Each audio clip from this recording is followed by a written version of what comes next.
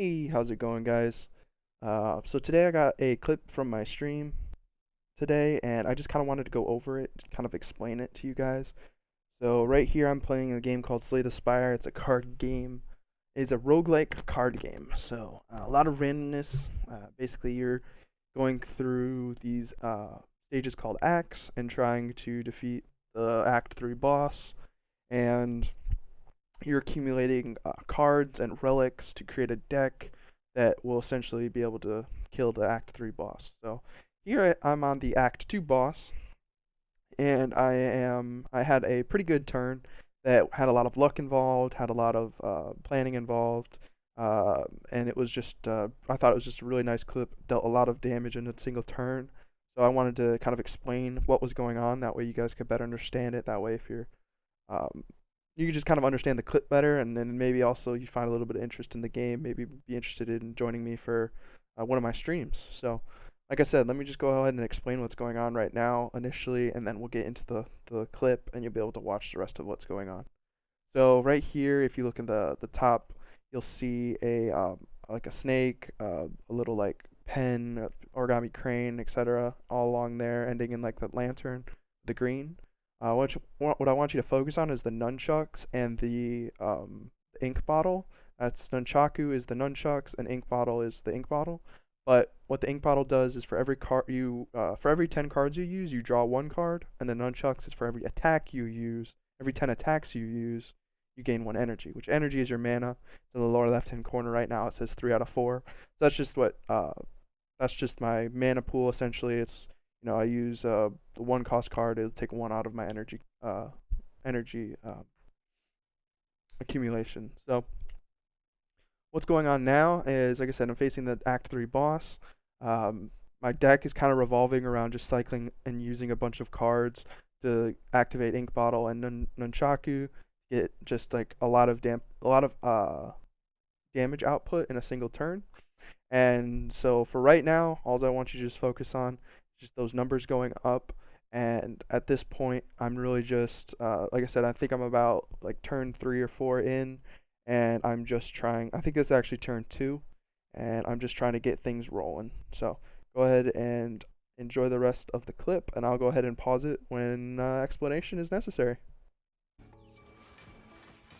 Doing this for the damage. We got rid of his artifact, so we will be able to hit him with choke.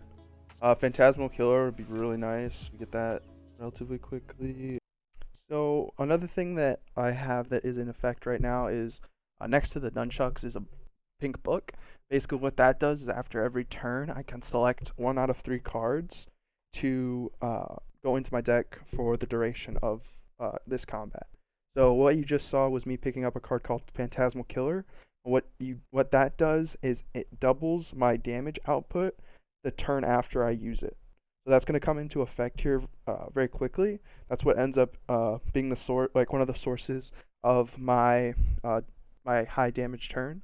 So again, right there, you just kind of see a bit of luck come into play where because of the relic that I had gotten randomly, I was able to randomly pick up a really good card that ended up being pulled before a turn of basically like the optimal damage output, or like pretty close to the most optimal opportunity of damage. So, like I said, I'm gonna go ahead and let the clip resume, and I'll get right back to you guys. Do we have? Do we want to? Well, we'll just go ahead and we'll do this. Got the extra energy. That and Hook and Dagger. We're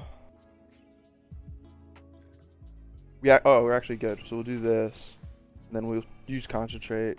Ooh, Phantasmal, dude. That's actually perfect. So there you see the Ink Bottle proc giving me the Phantasmal to use for next turn. And also another key thing to look out for is in my relics in the upper left hand corner, the little ink pen that has the 9 next to it.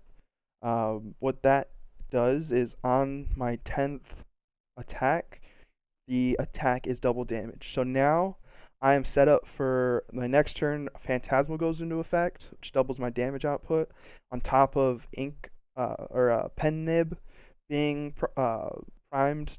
So the next attack that I use is also doubled. So essentially, you're having like a quadruple damage first attack next turn, and so going into this next draw, we're looking very, very good. Um, do tools just so we can scale into. Oh my. So right here, I'm just gonna kind of explain more of my actual cards in my deck. I've been more focusing on the relics themselves, and for this is the actual turn where like I said, that I was kind of prepping for in the past 2 turns. And so to kind of explain more of the cards in my deck will help you better understand uh, why I was able to do this much damage in this turn, and more of like understanding how this deck kind of all comes together. So the character that I'm using right now, she has access to these cards called Shivs, which Shiv you see all the way on the left hand side of my hand right now is a 0 cost card that deals 4 damage and exhausts. So what exhausts means is it essentially is when you play it, it is sent to a separate deck or a separate pile, which cannot be accessed unless you have cards to like bring it out of that pile, and you don't draw from it again. So it's essentially banishing from Yu-Gi-Oh. That's the best way that I can explain it. Like I said, it's just when a card gets exhausted, you can't use it for the duration of combat unless you have another card to bring it out of that pile. So this character has a lot of cards like Blade Dance. You see that in my hand right now, which will actually produce Shiv cards. So right now, I have access to with the 1 Shiv on the left, plus if I use Blade Dance, another 4 Shivs.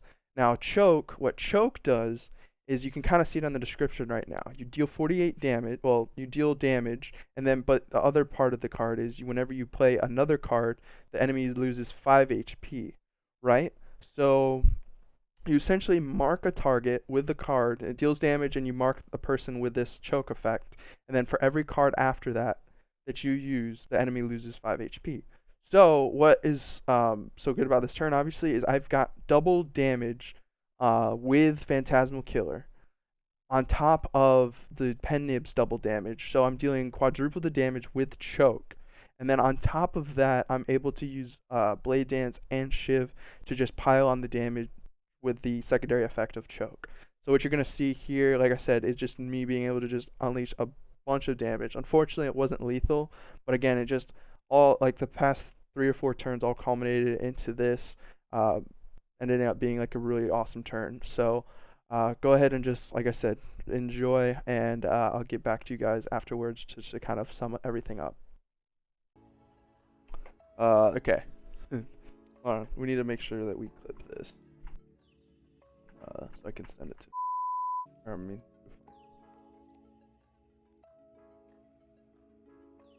Hold on just a second, guys. Alright. Okay, so here we go. This ought to be fun. So we do this. That was pen nib as well. And we're going to Blade Dance. We might kill off of this. Maybe. Yeah, 2 more cards. Oh, we can't. Dang it. Oh no, we got more energy, but do we want to draw? No, we don't. That's unfortunate. We need 1 more card. So that's the end of the clip. Like I said, really nice turn. Ended up doing 145 damage. She went down from 192 health to 47 right now on the screen. And yeah, so if you guys enjoyed that, be sure to head on over to my stream. I'll be streaming more of Slay the Spire, and you'll be able to kind of learn a bit more because I'll actually be explaining what I'm doing actively if someone is in there as opposed to going in there after the fact. But I'll be doing more of these highlight clips explaining the plays that I make when I can find like I said, these good clips, maybe a good couple of turns, some good RNG, stuff like that. So hopefully you guys enjoyed. Like I said, go ahead and hop into the stream every once in a while, even if you just want to kind of just sit back and chill. I'll just be listening to some chill music, and like I said, we just kind of hang out and have a good time. So thanks for watching this clip. I appreciate it and hoping you guys enjoyed. Have a good one. Bye.